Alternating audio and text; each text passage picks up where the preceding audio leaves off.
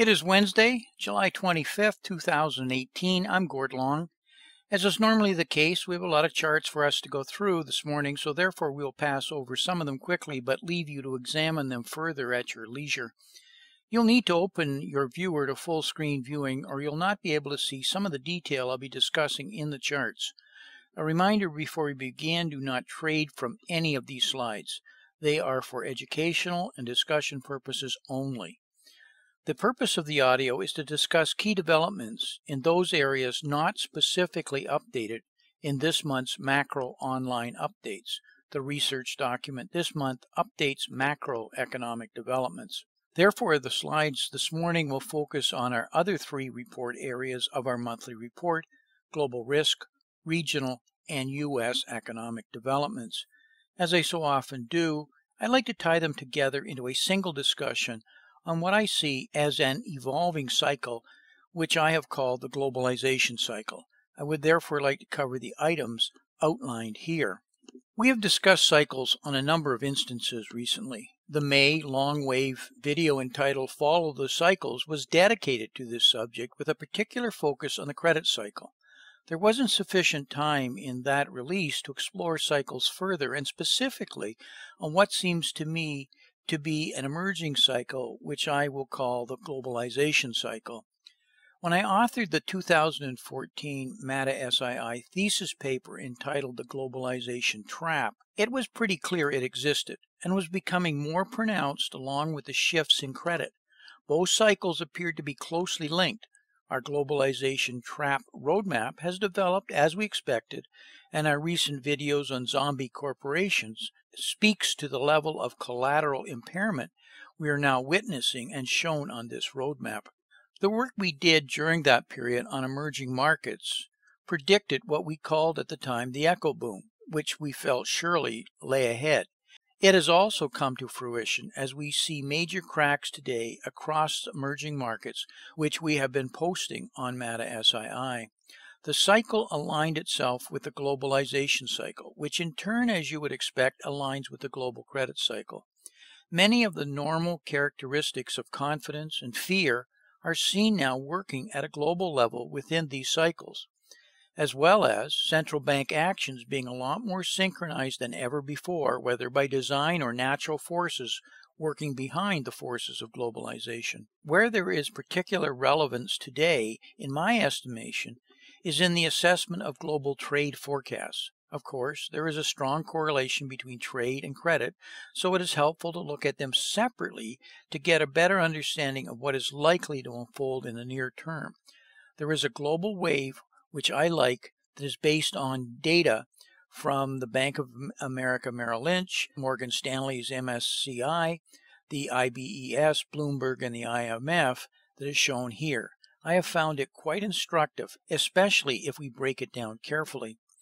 The global wave appears to have general levels of resistance and support, shown here by the horizontal red lines. There also appears to be a harmonic cycle, shown here in black. It approximates just a little over 5 years. I have drawn three green rectangles, which better isolates when the cycle would suggest the global wave can be expected to be rising. I have now drawn three green lines, which connect the actual cycle peaks and troughs. As you would expect, they all cut through our green boxes within periods the theoretical global wave suggests they should be rising. I have now drawn three red rectangles for the theoretical periods when the cycle should be declining. In the first two red rectangles, I again connected the peaks and trough with red lines. In the third box, which is theoretically shown to be underway now, I drew both of these previous two lines as dotted possibilities. The schematic strongly suggests that global trade should be slowing and soon at an accelerating pace. So let's now examine various charts of what is going on with global trade, many of which I have recently posted on MATA-SII with supporting details. Here is the CPB World Trade volumes.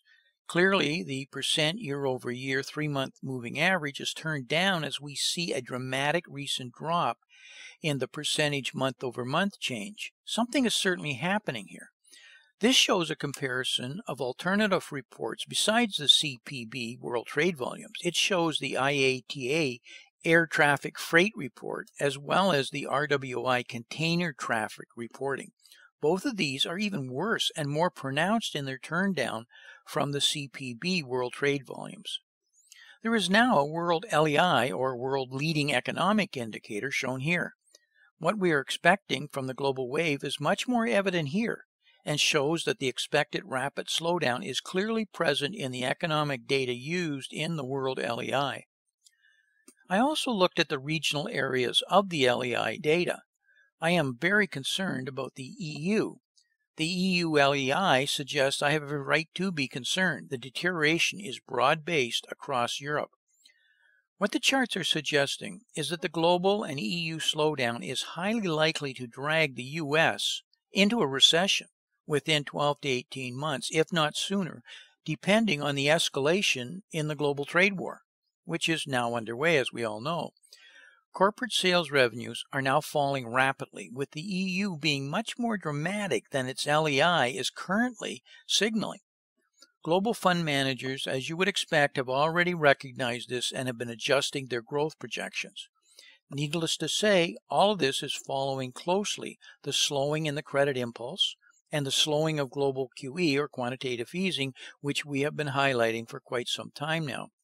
What we need to remember is that corporate debt to cash flows has been spiking as revenues have been increasingly languishing. There is little doubt that the global business and credit cycles are rolling over as bonds, cash, commodities, and equity levels support this view. The institutional consensus is we are late in this cycle, and they are preparing accordingly. You should prepare accordingly also. I have shown some of the following slides previously, but they're worth revisiting.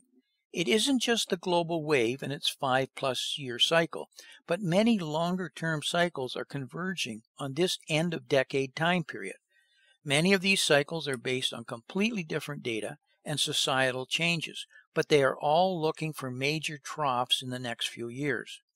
My colleague, Charles Hugh Smith, has developed his own cycle theory based on price inflation, wage stagnation, credit expansion, and contraction cycles. It also tells the same story. Something is coming, and it's massive. It is more than just financial and economic. It is societal and therefore political. All of these waves, in my estimation, are reflecting elements of 4 major destabilizing forces presently sweeping the global economy. Globalization itself and the labor arbitrage that goes with all of that. Technology, whether the internet, robotics, or biomedicine.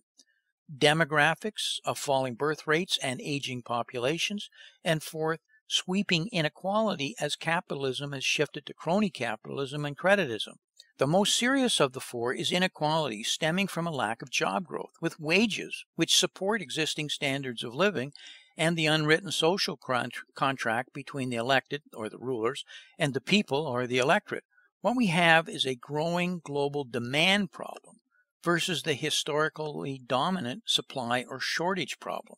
The latter contributes to price inflation, which is currently underway, or we have. The former to further deflationary pressures.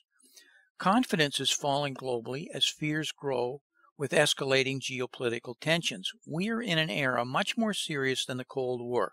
Trump's trade war may trigger many unintended and unsuspected serious consequences. Our global society is extremely fragile, as its reliance on increasing credit will soon be seriously challenged. New, unencumbered collateral to support new credit is no longer materializing fast enough, and an extremely highly leveraged global economy may not be able to sustain slowing credit growth, despite what the central banks will no doubt attempt to do to overcome this. Corporations have not been investing in major projects, as capital has been deployed for buybacks and dividends for short-term stock performance. Nowhere is this more evident than in the commodities arena, where mines are expensive and long-term in nature, and there has been a dearth of investment.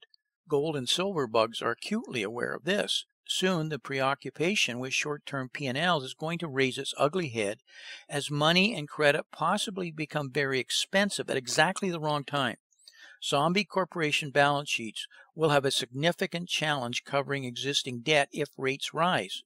and they appear to be, certainly, by the amount of money that the governments are going to have to raise and is rolling over. Ever mind raising capital for long-term payouts. The cycle of reflation, releveraging, reconvergence may fail us.